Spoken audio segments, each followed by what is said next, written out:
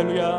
오늘도 영상으로 구시기도에 참석하신 우리 모든 성도님들을 주의 이름으로 사랑하고 환영합니다. 이 시간 우리를 언제나 지키시고 보호하시는 그 하나님을 바라보면서 함께 우리가 이 찬양을 고백하길 원합니다.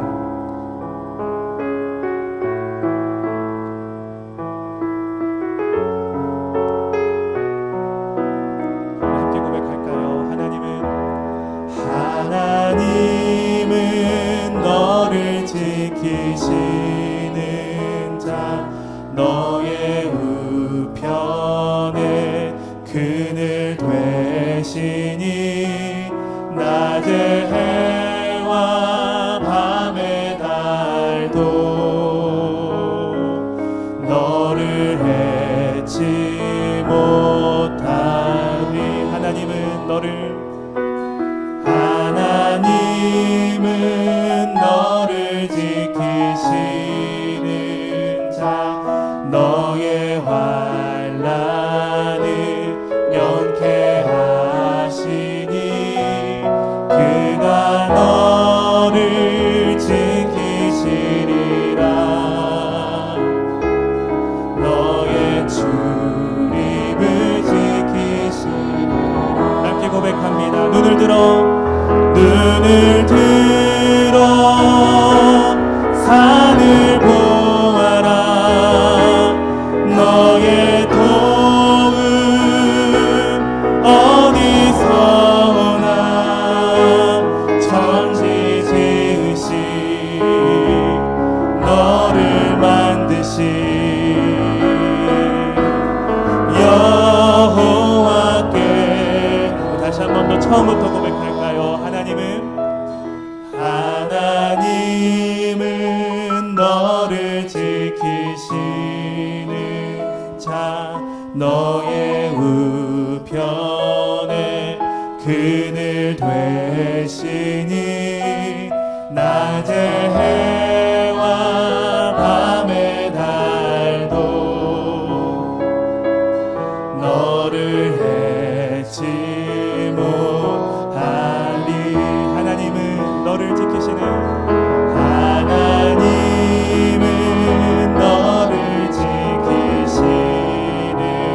자, 너의 환난을 면케하시니 그가 너를 지키시리라. 너의 출입을 지키시. 우리 함께 고백합니다. 눈을 들어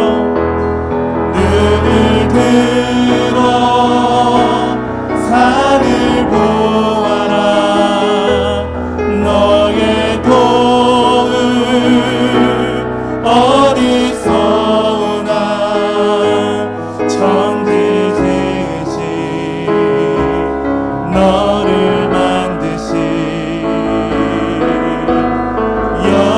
여호와께. 우리 마지막으로 고백합니다. 눈을 들어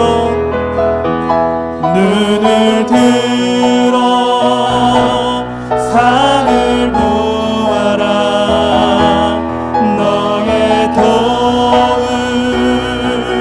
어디서 오나. 천지 지으신 너를 만드신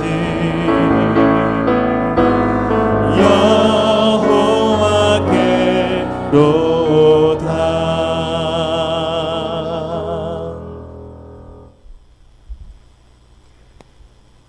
호세아서 12장 7절에서 14절 말씀. 그는 상인이라 손에 거짓 저울을 가지고 속이기를 좋아하는도다. 에브라임은 말하기를 나는 실로 부자라. 내가 재물을 얻었는데 내가 수고한 모든 것 중에서 제라 할 만한 불의를 내게서 찾아낼 자가 없으리라 하거니와. 내가 애굽 땅에 있을 때부터 나는 내 하나님 여호와니라. 내가 너로 다시 장막에 거주하게 하기를 명절날에 하던 것 같게 하리라. 내가 여러 선지자에게 말하였고 이상을 많이 보였으며 선지자들을 통하여 비유를 베풀었노라. 길르앗은 불의한 것이냐? 가영 그러하다. 그들은 거짓되도다. 길갈에서는 무리가 수송아지로 제사를 드리며 그 제단에 바디랑이 쌓인 돌무더기 같도다. 야곱이 아람의 들로 도망하였으며 이스라엘의 아내 얻기를 위하여 사람을 섬기며 아내를 얻기 위하여 양을 쳤고 여호와께서는 한 선지자로 이스라엘을 애굽에서 인도내셨고 이스라엘이 한 선지자로 보호받았거늘 에브라임이 경노하게 함이 극심하였으니 그의 주께서 그의 피로 그의 위에 머물러 있게 하시며 그의 수치를 그에게 돌리시리라. 아멘. 할렐루야. 오늘 하루도 어떻게 보내셨습니까? 힘들고 어렵고 덥고, 그러나 하나님께서 저와 여러분에게 하나님의 긍휼과 은혜를 주어 두려움이 떠나가고 하나님의 평강의 은혜를 우리 덕서교회 성도들 모두에게 주시기를 바랍니다. 저는 늘 기도합니다. 하나님, 예수 믿는 사람들을 통하여 치료제도 백신도 개발되게 해 주십시오. 하나님, 예수 잘 믿는 사람들이 정부의 시책도 세우게 하나님 인도해 주세요. 그렇게 기도하고 있습니다. 여러분도 이렇게 기도하여 이 나라의 어려움이, 전 세계의 어려움이 속히 떠나는 은혜와 복을 주시기를 바랍니다. 오늘 우리가 봉독한 이 말씀을 가지고 돌이키지 않는 이스라엘의 제목으로 말씀의 은혜를 같이 나누겠습니다. 이스라엘 백성들은 참 고집불통들입니다. 하나님께서 그만큼 그렇게 설득하시고 그만큼 그렇게 열심을 내시면 그저 돌이키면 좀 편안할 텐데 그들은 마음이 강팍하여 목이 고다 돌이키지 않는 것입니다. 이런 이스라엘 백성들을 마치 그들의 조상 야곱을 들어 그 야곱과 비유하여 설명을 하고 있어요. 야곱은 사기꾼, 거짓말장이에요. 그런 야곱이 얼마나 고생을 합니까? 그 기질이 꺾이기까지 얼마나 고생을 하는지 몰라요. 하나님의 백성 되기까지 얼마나 고생을 하고 얼마나 어려움을 당하고 있는지 모르는 거예요. 오늘 호세아서 말씀을 보면 너희들은 이렇게 되지 말아라. 우리에게도 너희들은 이런 고생을 하지 말아라 하시는 거예요. 6절에 너희는 하나님께로 돌아오라. 그것이 살 길이에요. 인애와 정의를 지키며 항상 너희 하나님을 바라며 살라. 이것이 하나님의 바람이 되는 것입니다. 야곱과 같은 인간도 하나님이 바꾸실 거예요. 이스라엘의 조상 삼으시는 것입니다. 그의 험악한 기질도 다 바꾸어 성숙된 하나님의 성도 삼으시는 것입니다. 그러니 하나님의 뜻대로 될 것이니 이스라엘 너희는 여전히 하나님의 말씀대로 돌이켜라. 그것을 묵상해라. 이렇게 말씀하고 있는 것입니다. 우리는 여기서 한 가지 묵상할 필요가 있습니다. 하나님이 힘이 없어 그저 돌이키라 말만 하시는가 생각하게 되는 것입니다. 그러나 그렇게 우리 하나님을 생각하지 마세요. 우리 하나님은 우리를 아주 인격적으로 대하시는 좋으신 하나님이신 줄 믿습니다.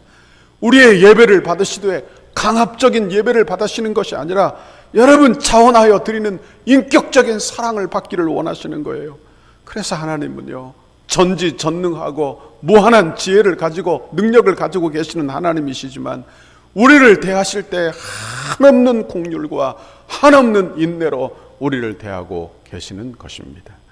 그러므로 우리는 하나님의 긍휼하심, 인내하심을 만홀히 여기지 말아야 하는 것입니다.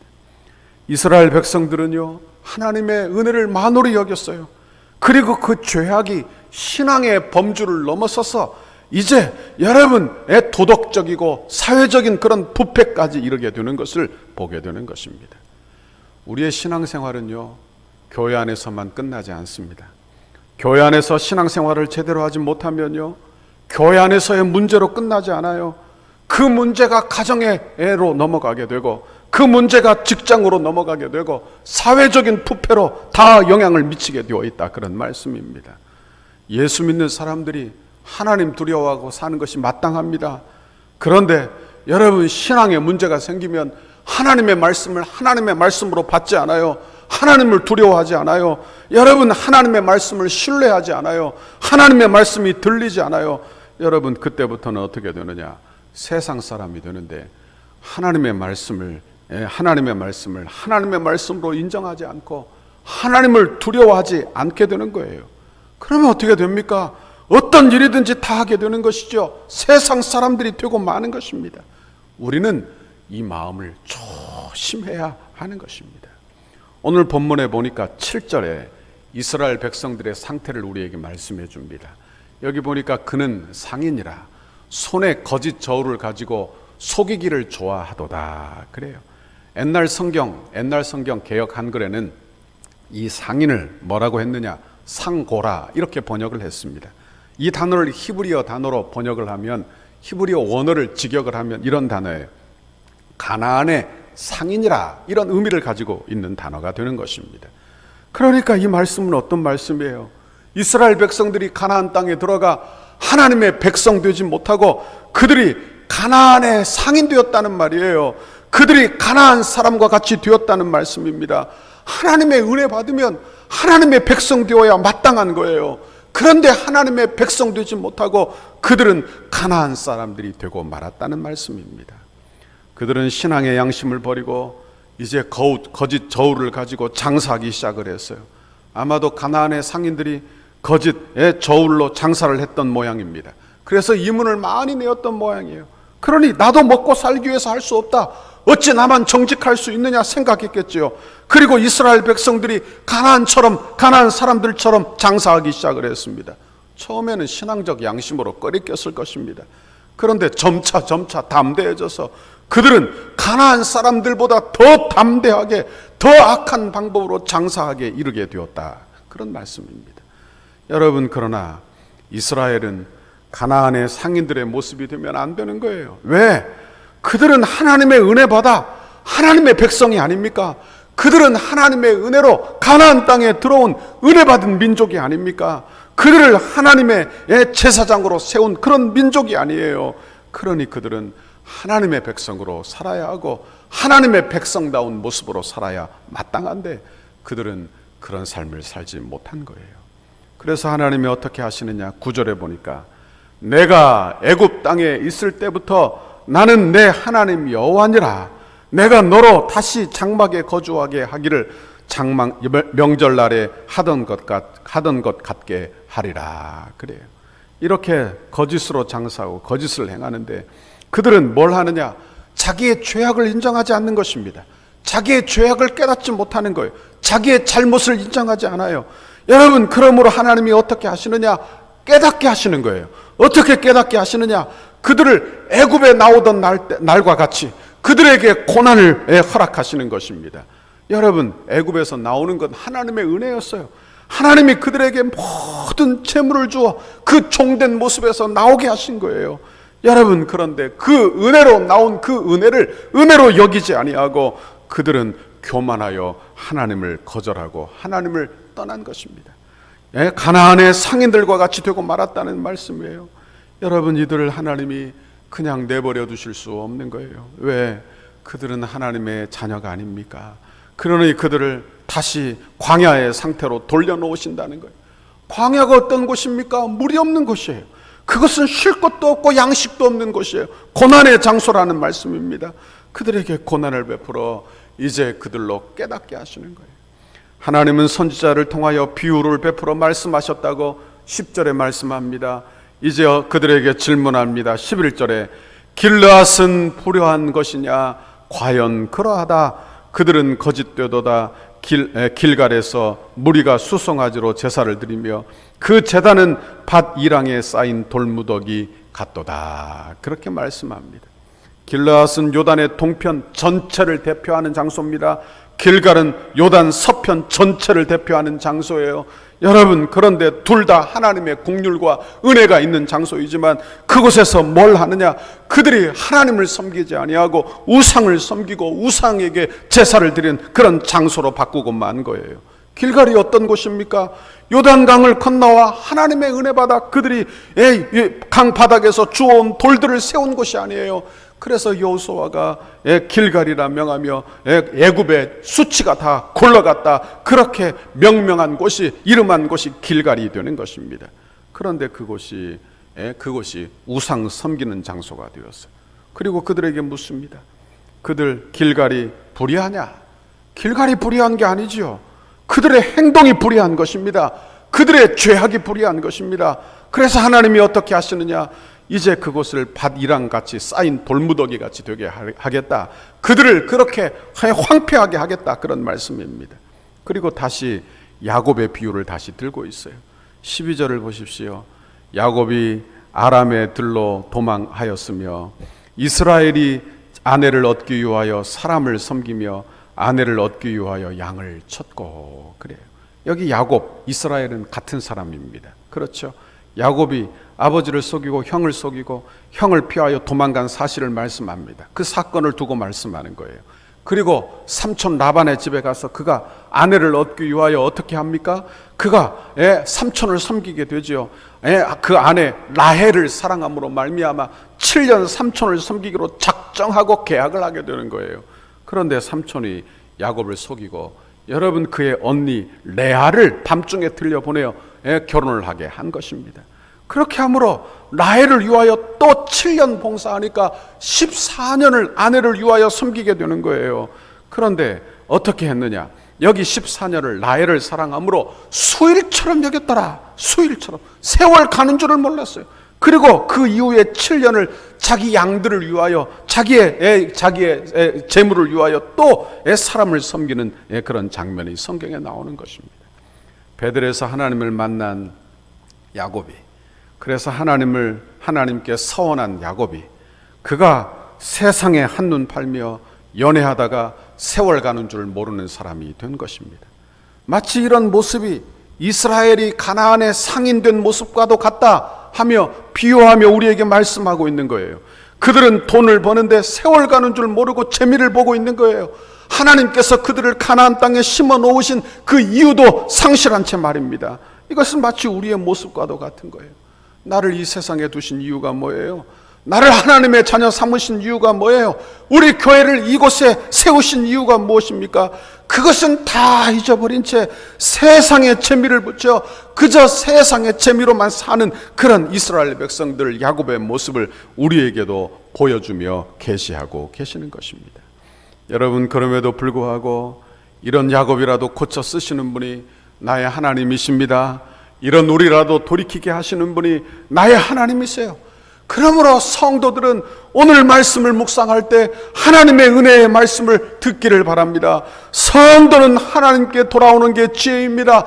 내 고집을 버리고 내 생각을 버리고 내 재미를 버리고 하나님께 돌아오는 게 은혜예요. 그것이 지혜입니다. 여러분, 인애와 정의를 지키며 항상 하나님을 바라고 사는 것, 이것이 우리의 지혜인 것을 아실 수 있기를 바랍니다. 성도들은 여러분 어지럽고 힘들고 괴로운 이 시대라도, 무엇이 옳고 그른지 판단하기 어려운 이 시대라도, 여러분 이때라도 성도의 본연의 자세를 지키는 저와 여러분의 신앙생활 되기를 바랍니다. 우리의 모습은 하나님을 바라고 사는 거예요. 여러분, 우리의 모습은 하나님을 의지하고 사는 거예요. 인애와 정의를 지키며 사는 것입니다. 원하기는 오늘 하루도 이렇게 지켜주셨으니 내일도 하나님께서 이런 은혜로 저와 여러분이 내일 하루도 사는 귀한 복을 주시기를 바랍니다. 이런 귀한 복을 사모하며 주의 은혜를 붙들고 사는 저와 여러분의 신앙생활 다 되시기를 주님의 이름으로 축원합니다. 같이 기도하겠습니다. 하나님 아버지, 고맙고 감사합니다. 저희처럼 연약하고 부족하고 흠 많고, 그래서 하나님 늘 세상에 한눈 팔고 세상의 재미를 따라 사는 우리들, 그래서 하나님이 나를 성도 세우신 이유를 늘 잃어버리고 사는 저희들을 찾아오셔서 그럼에도 불구하고 우리를 돌이키시려고 우리를 붙들어 우리의 눈을 주께 향하게 하시는 내 아버지, 참으로 감사합니다. 주의 말씀 들어 주의 음성 들어 하나님 우리의 마음을 주께 향하게 인도하여 주시고 이스라엘처럼 강팍하지 않게 하나님 인도하여 주시고 우리의 기질을 꺾고 우리의 고집을 꺾고 우리의 생각을 꺾고 아버지 우리의 죄악을 꺾고 아버지 우리의 재미를 꺾고 우리 주님께 우리의 마음을 드리는 온전한 예배자가 다 되도록 인도해 주옵소서. 감사합니다. 예수님 이름으로 기도하옵나이다. 아멘. 하늘에 계신 우리 아버지여, 이름이 거룩히 여김을 받으시오며 나라의 임하옵시며 뜻이 하늘에서 이룬 것 같이 땅에서도 이루어지이다. 오늘날 우리에게 일용할 양식을 주옵시고 우리가 우리에게 죄 지은 자를 사하여 준 것 같이 우리 죄를 사하여 주옵시고 우리를 시험에 들게 하지 마옵시고 다만 악에서 구하옵소서. 대개 나라와 권세와 영광이 아버지께 영원히 있사옵나이다. 아멘. 성전 건축을 위하여 100대 기도문 함께 읽고 기도하겠습니다. 우리 교회를 향한 주님의 뜻을 이루소서. 13페이지 수요일 하나 되는 건축 과정을 위하여 함께 기도하시겠습니다. 설계를 통하여 표현된 상징성, 기능성, 경고성, 미래성이 은혜롭게 건축되어 덕소교회 건축이 시대를 대표하는 건축이 되게 하옵소서. 하나님께서 지혜를 주시고 재능을 주셔서 설계사의 도면 그대로 정확하고 세밀하게 시공되게 하옵소서. 시공사와 건축위원회 사이에 원활한 소통이 이루어지게 하시고 교회 건축의 모범이 되는 건축 과정이 되게 하옵소서. 시공사를 통하여 진행되는 건축의 단계마다 그 분야에서 가장 신실하며 탁월한 전문가들을 붙여주시고 성령으로 하나 되어 최상의 팀워크를 이루게 하옵소서. 처음부터 끝까지 모든 과정에 하나님의 인도하심을 받는 시공사가 되게 하시고 한치의 어긋남과 흐트러짐이 없이 완벽하고 튼실한 건축 과정이 되게 하옵소서. 부살렐과 오홀리압처럼 정직하고 신실한 마음으로 공교한 기술과 예술성, 안정성으로 섬기는 건축 시공사가 되게 하옵소서. 세밀한 시공을 통하여 성전 건축이 덕소와 남양주를 대표하는 명품 건축이 되게 하시고 한국 건축의 새로운 모델이 되게 하옵소서. 공사하는 기간에 시공사가 하나님의 도우심을 간구하며 성실과 정직으로 공사를 맡게 하시고 특별히 하도급 업체나 임무에 이르기까지 좋은 사람들로 채워지는 은혜를 경험하게 하옵소서. 공사 기간에 시공사의 재정이 원활하게 하셔서 금전적인 어려움이 없게 하옵소서. 건축에 조금의 차질이 없도록 모든 건축 자재가 잘 준비되게 하시고 일기와 환경까지도 하나님께서 섭리하셔서 무르듯이 진행되는 건축이 되게 하옵소서. 시공 과정 중 건축에 대한 의견을 나누고 상황을 점검할 때마다 막힘없는 소통이 이루어지는 행정이 되게 하옵소서. 건축이 진행되는 동안 우리 교회를 통해 넘치는 은혜와 복을 받아 사업이 더욱 번창하게 하시고 기쁨으로 건축에 동참하는 업체 되게 하소서. 시공사의 모든 직원들이 성전 건축을 통해 하나님을 알게 하옵소서. 시공사가 교회를 건축하면서 더욱 많은 일거리가 생겨나게 하시고 교회의 건축을 즐거움으로 감당하게 하옵소서. 토목, 구조, 기계, 전기, 냉난방, 조경, 음향, 영상, 조명 등 모든 분야가 잘 시공되어 정교함과 타결함을 갖춘 건축 건물로 마무리가 되게 하옵소서. 예수님의 이름으로 기도드립니다. 아멘.